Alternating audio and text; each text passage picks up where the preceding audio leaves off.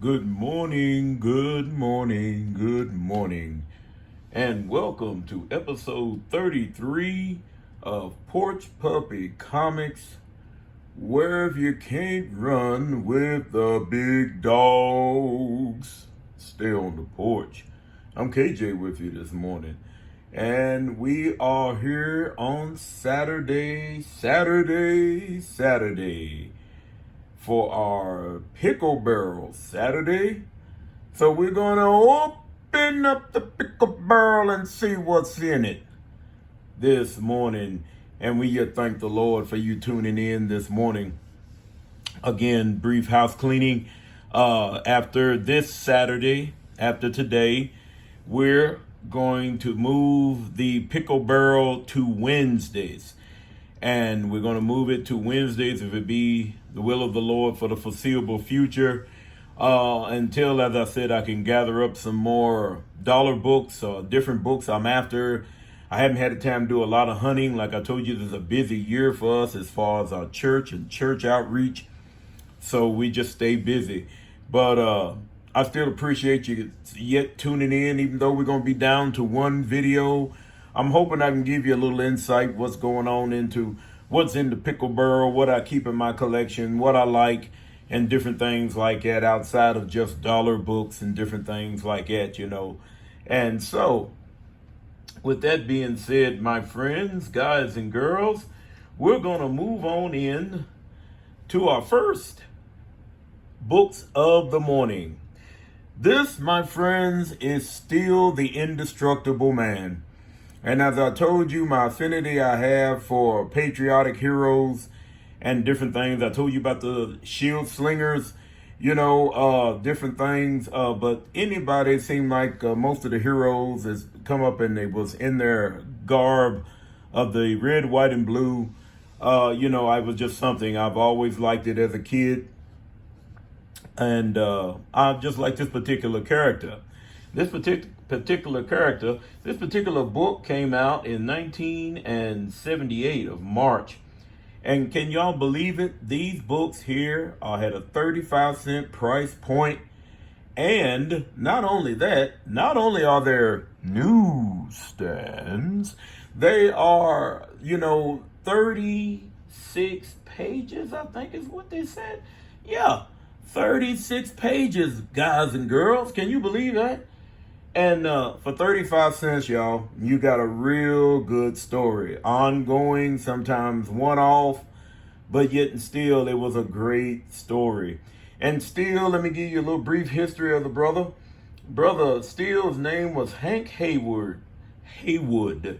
And he ended up, what he did, him and another guy was trying to...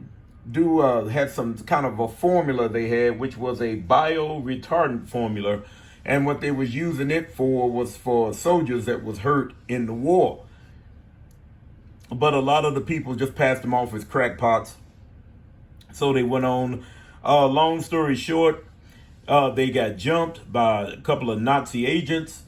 They fought them off. Haywood fought them off, and as they went on, he ended up going with the guy, and to the next place that they was going, he enlisted.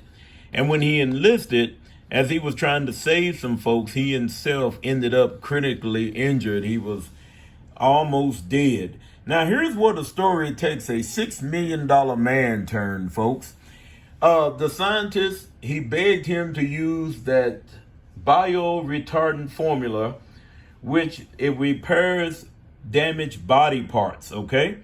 So in repairing the damaged body parts, he also had other parts, like artificial organs and bones implanted with this. Come to find out that after all this was said and done, Mr. Haywood could lift 1,000 pounds.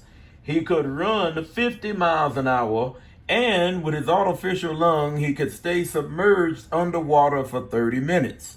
Now, he had to make him a suit. And this particular suit was made out of steel mesh. Almost, I would say, probably in the same order of Captain America's to a point, only this one was bulletproof. And without the suit, he wasn't bulletproof. He still had his strength, still had his speed, still could stay submerged underwater for 30 minutes. But he wasn't invulnerable. So when they said to steal the indestructible man, he was indestructible as long as he didn't, as he had his suit on, y'all. So this is issue 1 and 2. The Mineral Master, that was his first appearance. A lot of these people that made their appearance in these books, they are one-offs. Some of them got killed because they was part of the Nazi regime, and a lot of them didn't make it. And I don't think you might have seen a few of them might have popped up in some all-star squadrons later on down the road. Here is issue 3 and issue 4. Okay, he fighting a mobster called Sledgehammer. Yeah, that was his first and last appearance. He fought a guy named Gadgeteer in issue 4. Again, that was his first and last appearance.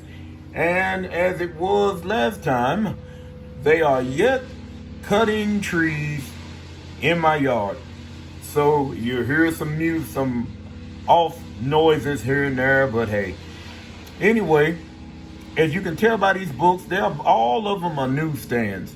And this particular character only went 5 issues. And he went 5 issues, the reason being is because what they called, and I'm going to have to get to the 5th issue so I can tell you what took place.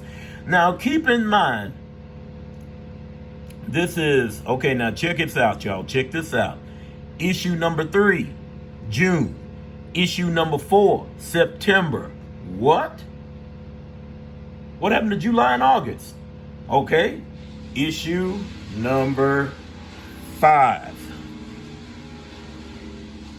Issue number 5 of Steel, the Indestructible Man, is November. So, what happened to October? And then here, have you noticed something, y'all? It says more pages, more action, the new DC. But check out the price point, y'all. 50 cents. And this one, the book actually went from 36 pages to 44 pages.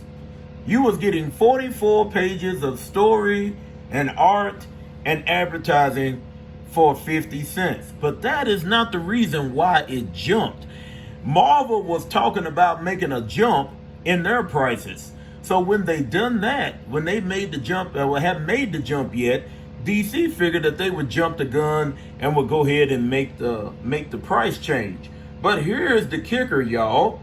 Okay, look, it says the series jumped from 35 cents price point to a 50 cent on the last issue of this particular run.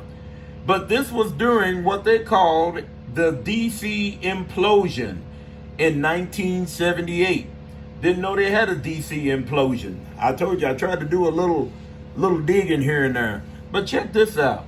They had a DC implosion, and with that implosion, 22 titles in that particular time in 1978 were canceled. And 40% of the employees that was working for DC were gone. It wasn't soon after that they brought their price point back down to 35 cents. And it wasn't later on that they went on and followed everybody else. You know, usually the comics follow each other. You know, so whenever Marvel went up another nickel or a dime, that's when DC went up a nickel or a dime. So, you know, this tier here is really good information. And as you can see, as I said, these books are nice. They're sharp. Some of them I found in the dollar bin. Some of them I got for maybe like $2. I'd like to get me another set, probably a little bit sharper than this, just because I like the character. Now, the character made his appearance again. Now, this was back in 1978. He made his appearance again in All-Star Squadron number 9. And with that particular book, I think it came out in the 90s. With that particular book, he got a field promotion to Commander Steel. And of course, as he goes on through, he's got grandchildren, if I'm not mistaken, children. that ended up picking up the mantle later on. And these were the times that I liked these particular books. But these are the simple stories. As I told you before, it's good versus evil. You know what's going on. You know what's happening. I don't know what the deal in this swamp monster. I mean, they didn't really have a name for him that I can think of, but I'll have to go back and check. But yet and still, trained in the military as a Marine, hand-to-hand combatant, expert marksman, and like I said, as long as he had on that suit, he was bulletproof. But, even for them days, being able to lift 1,000 pounds in the 1940s, that's not bad at all. But anyway, that is my book of Steel, The Indestructible Man, issues 1 through 5, you all. Now, staying with the Steel, yeah, this kind of happened haphazardly, y'all. In the Pickle Barrel, it happened haphazardly. We have here, ladies and gentlemen, we have here the Man of Steel. If you allow me to say, John Byrne's masterpiece. When he came out with these books and the drawings that he done of Superman and, Batman in this, I'm going to show you a little piece of it. Those of you that may not have picked it up. But then I come to find out through another YouTuber, and for the life of me, you all, I cannot remember the man's name. But he was picking up and had made went out, done some hunting, and he had found this particular book. Now, this book here says Special Collector's Edition, Man of Steel. This book was the whole set run, come out in 1986. But check this out, y'all. This book is indeed, as far as I can find out from what I was digging and the information that he was putting out, because when he said that, I said, hey, I got that. This indeed is the first variant that was ever put out on a comic book or comic book cover with the Man of Steel. And as it was saying, that this book here, it's got another cover, but the other cover, it's nice too. It's almost like these splits showing the characters. I think it's got Clark Kent on the side here. But now the thing is, with this particular book, you can see the kind of silverish looking on here, and that you can look at the book. Now it's got a slight ding right here at the bottom, but for the most part, the books are nice. They are cut great, look good. Books like these, you don't mind having a second set, so you got to make sure that you're able to pick them up. And check this out. Lex Luthor. He's got the Bozo the Clown hairdo going, y'all. And as you can see, here with the Batman and Magpie, this was yet during the after the Infinite Crisis, which is another fantastic read, y'all. If you're able to get the full set, the 12 issues, I advise you to pick them up. I know it's easier to get the trade, but if you're a completist or you're just one of those type of just dinosaurs like me and just rather have the floppies, then you just have to wait until you can find a price point that you can deal with. But these books were fantastic. Let me crack this one open right here and let you see.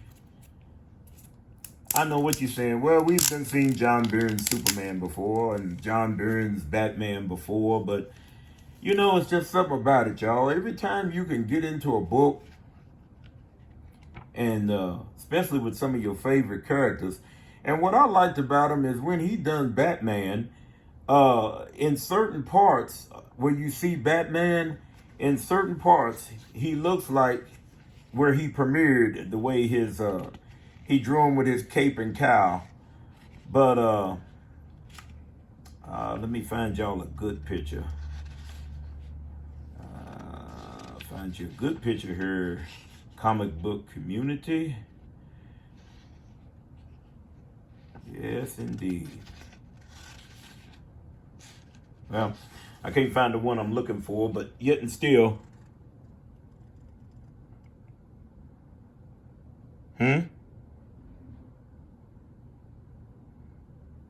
And John Byrne's art back in these days, y'all, it was clean. It was sweet.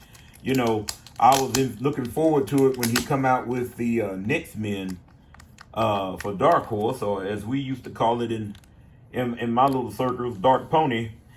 Uh, those were the books that I was just looking to see. Man, it's gonna be just some of that great art, and it's still John Byrne, but it wasn't the John Byrne that I was expecting. It wasn't the John Byrne that I was looking for. His art, I come to find out that he was doing a lot of stuff on the computer. Even known, found out that his wife, I think his wife was doing some of the inks, if I'm not mistaken.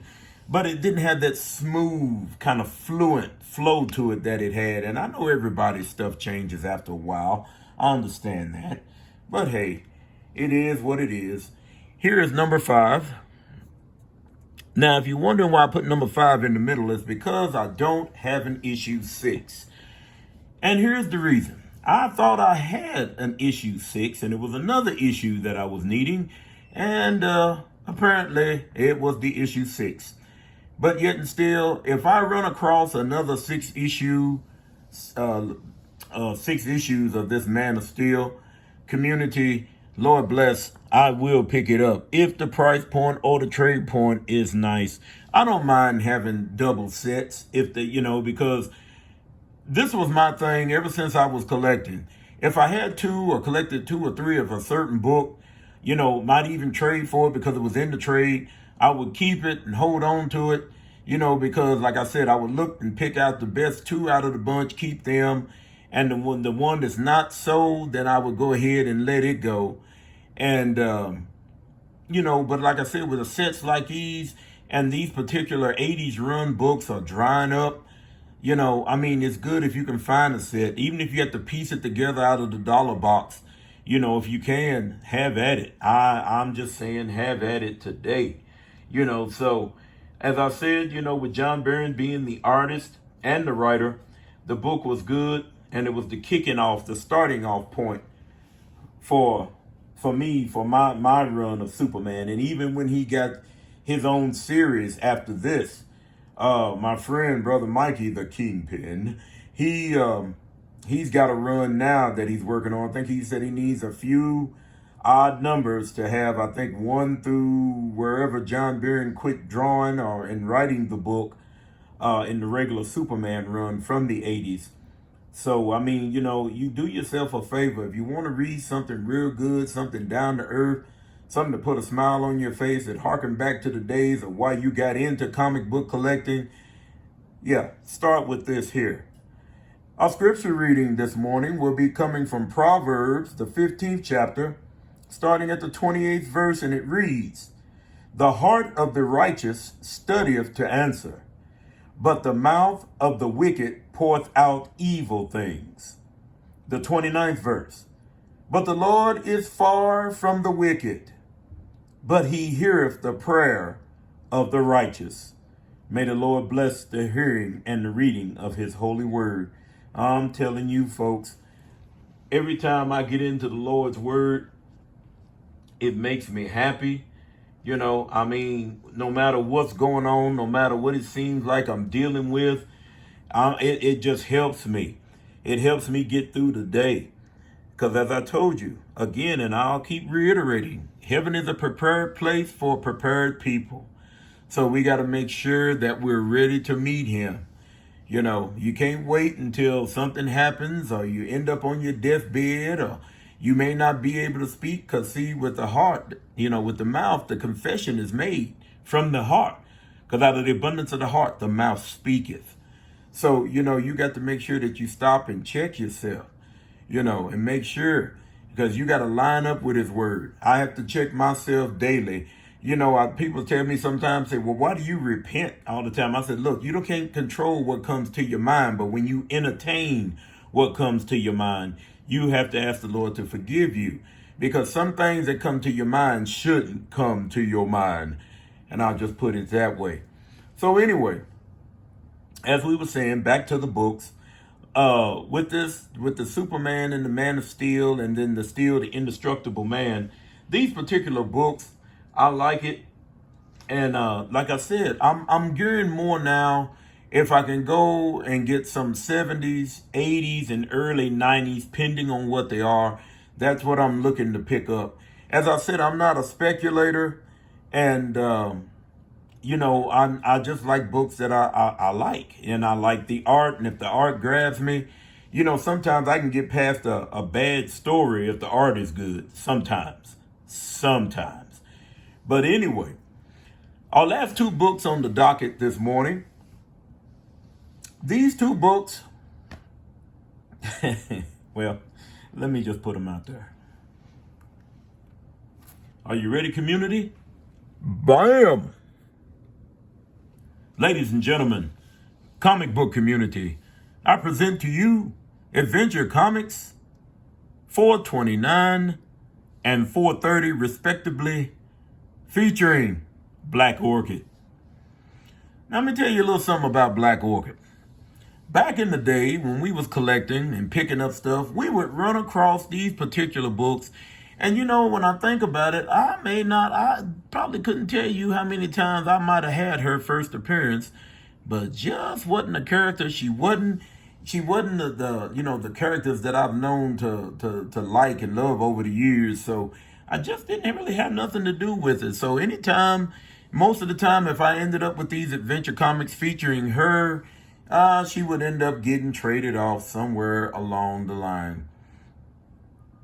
And a lot of this, I'm telling you, when I saw it and I picked it up, and as I say, I watch other YouTubers, and I said, well, you know what? I said, I'm going to have to get into this book and see what's up.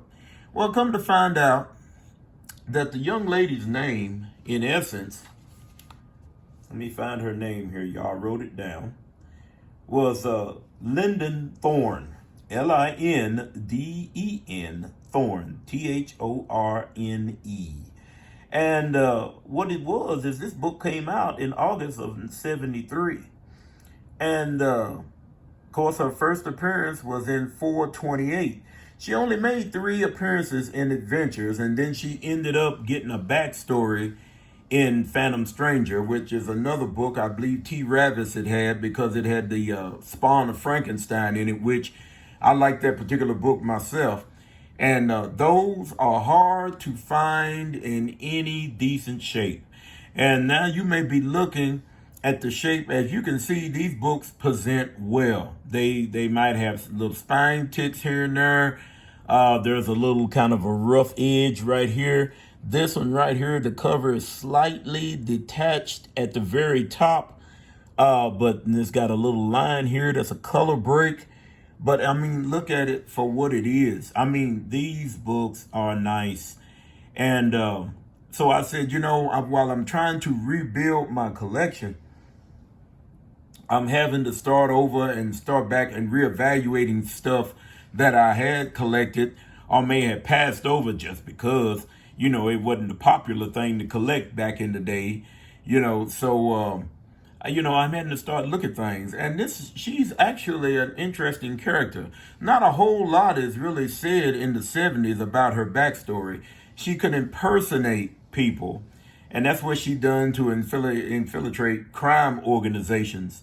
Her power set, she was, now, let me go back. Now, they done a miniseries that Neil Gaiman had done, if I'm not mistaken, is who rewrote it, when he pitched it to DC, I think back in the 80s, late 80s, early 90s, something like that. And it's a miniseries dealing with her. And they tried to say that her powers, that her name is Black Orchid, were plant-based. So then it was tied to the green, where, Man-Thing and Poison Ivy and them get their power set from. So, but in the 70s, she had superhuman strength, speed, agility, durability, and flight. So the Neil Gaiman story, from what I read, the Neil Gaiman story picks up with her sister. This iteration of Black Orchid died in that particular book when she was infiltrating another organization. Apparently, somebody knew who she was, and instead of him trying to go off and do something else or try to get the higher ups, he decided he's going to assassinate her himself. Well, she's bulletproof, so he called himself shooting her in the head, but that didn't work. So for some odd reason, I don't know if it knocked her out or what it did, but he decided, well, if he can't do it that way, then he's just going to burn her up. Apparently, that's where she met her demise. To which her sister, I can't remember what her sister's name was, but her sister took over the chores as far as the superheroics because it ran in their blood, dealing with their family, and that's when Neil Gaiman attached her to the Green. So they said that she's now a member, full-fledged member of the Justice League Dark. And so I think in the animated movie, I think I've seen her in that animated movie. Of course, they changed the costume somewhat, but yet and still, they making her part of the mystic character realm. So, but this particular iteration of her, it's a pretty good. Of course, they got a backup story, like they did in most of the 70 books in that DC had put out in Marvel sometimes. And they got just like little bitty stories, might be some suspense or horrors type things in the back of the book. And these books here, like I said, I like them. I'm going to be on the lookout for her first appearance in 428 because, like I said, she only made these 3 appearances in Adventure Comics.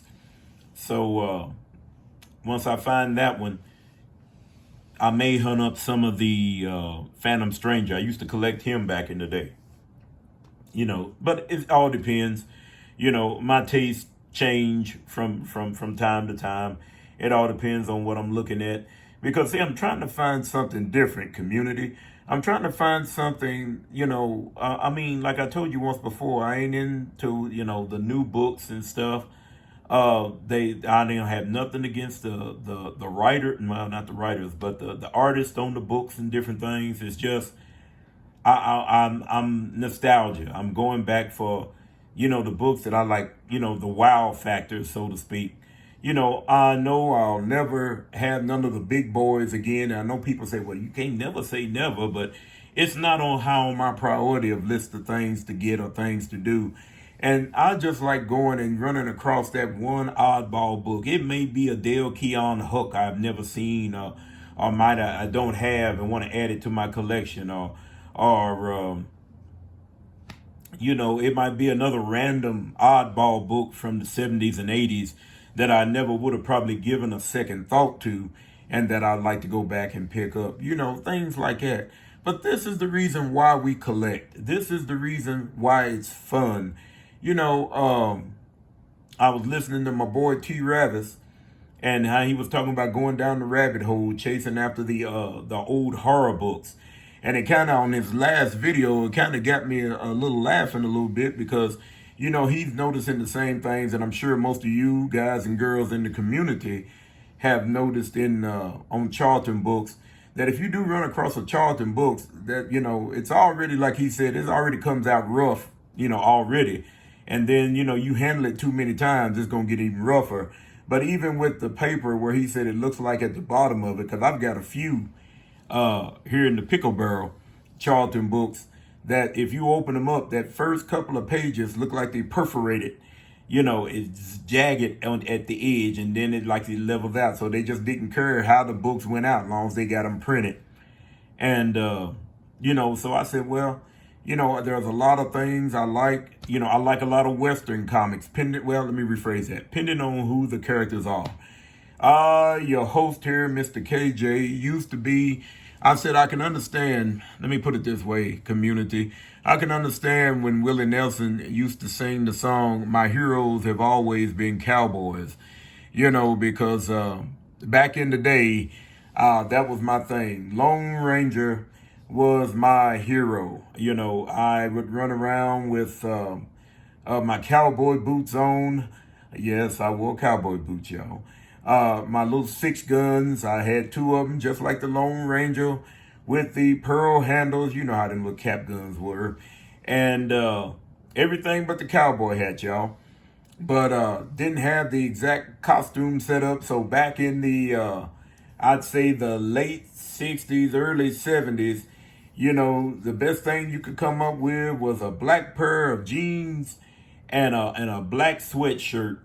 And one of these days, if I locate the picture, I'll be more than happy to put it up and show you Mama and Daddy's little cowboy. And that's why I said there's some things that I just like if I can get a hold of it. But anyway, that's all we've got in the pickle barrel today. Like I told you, I'm going to try to slam it down a little bit. You know, maybe 10, 15 books or something, somewhere in that vicinity. So I won't eat up everything before time for me to go out and look. Because I don't want to, since the channel is up and going. And like I said, again, I appreciate you all. Continue to ask you to like, share, and subscribe. You know, ring that notification bell. You know, and, you know, go back and watch some of the older videos. It might have been something you missed. I thank the Lord for my brother Rob, up there at Book and Music Exchange. If you're ever in Owensboro, Kentucky, stop by the BME and talk to Brother Rob. Ask for Brother Rob. He'll do you right. And he was telling me he watches the whole videos, you know, right down to the scriptures and all.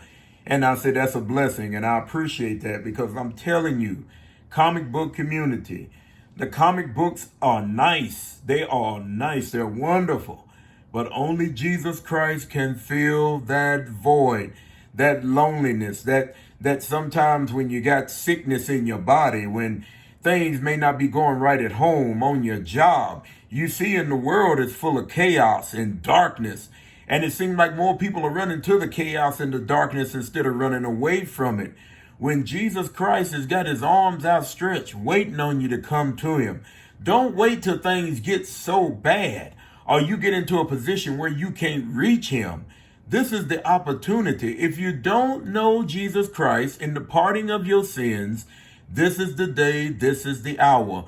It's a complete turning away from sin, a complete 180.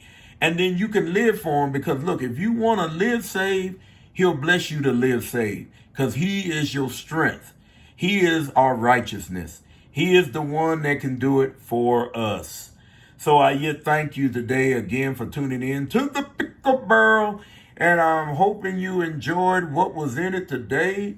I thought I was going to do a little sneak peek, but I'm learning sometimes you got to use them little shorts in between the videos. So I'm learning, like I said, trying to get this learning curve, because I've only been doing this since about the middle of April, maybe end of April of this year. And just trying to get content out there, trying to get my name out there, trying to let people know, you know, come over here. Because as I say so many times, it's nice on the porch. I'm KJ with you. God bless you. I love you with the love of the Lord, community. Have a great Saturday.